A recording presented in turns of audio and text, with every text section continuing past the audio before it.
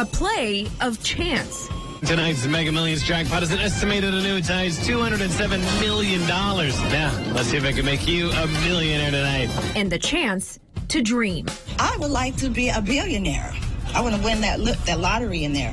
If I win, I'll probably take a vacation. Retire, buy a house, and probably a boat. But the lottery is more than fantasies of egregious wealth. So why do we have it? Lotteries are extremely old mechanisms of raising money for government that date back as early as the 15th century. Jonathan Cohen is the author of $4 and a Dream, State Lotteries in Modern America.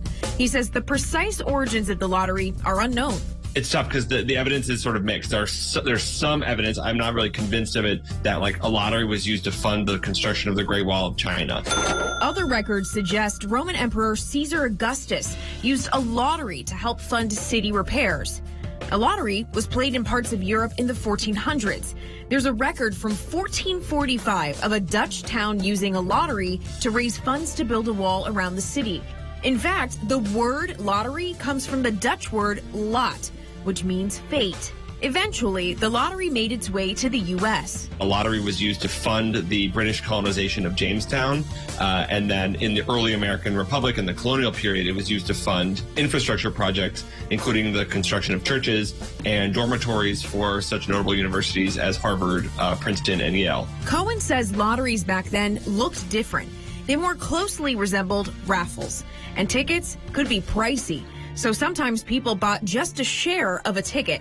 But not everyone was on board with this form of gambling. During the Second Great Awakening, there is a bit of a moral backlash in the 1820s, 1830s. States outlaw them. Then after the Civil War, actually, they come back very briefly. But then by the 1880s, 1890s, there's only one state lottery left in the country. That was the notoriously corrupt Louisiana State Lottery. Officials bribed state lawmakers, and agents sold tickets across America.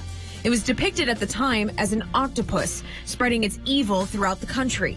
But in 1890, Congress banned interstate lottery ticket sales, effectively shutting down the last legal lottery in the U.S. Because of this, Americans soured on lotteries for decades, until 1964, when New Hampshire starts a statewide lottery. That was the New Hampshire Sweepstakes, it was called, and it was absolutely insane compared to what we have for modern lotteries. Initially, a horse race determined the winning ticket numbers. New Hampshire tried its luck at the lotto to bring in funds to supplement its low state taxes. Its success sparked other states to follow. In 1974, Massachusetts introduced scratch-off tickets. And 4 years later, the rollover jackpot was born, producing massive winning pots. National games like Powerball and Mega Millions meant even larger possible winnings, and Americans continue to test their luck. Lotteries are legal in 45 states, and about half of Americans say they play the lottery, according to a 2016 survey.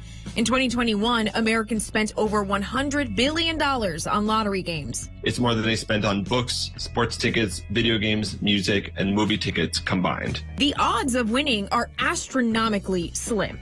Lottery officials say you have a 1 in 292.2 million shot of winning the Powerball jackpot.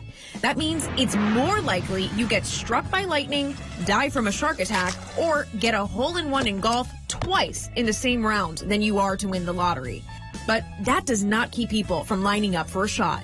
What keeps people playing the lottery is that it is a form of pursuit of the American dream. Even losing tickets provide value to lottery players because they provide the chance for a few minutes, for a few days, for a few hours to dream of a new life. And you can't dream unless you play. I'm feeling lucky. It's been a good week.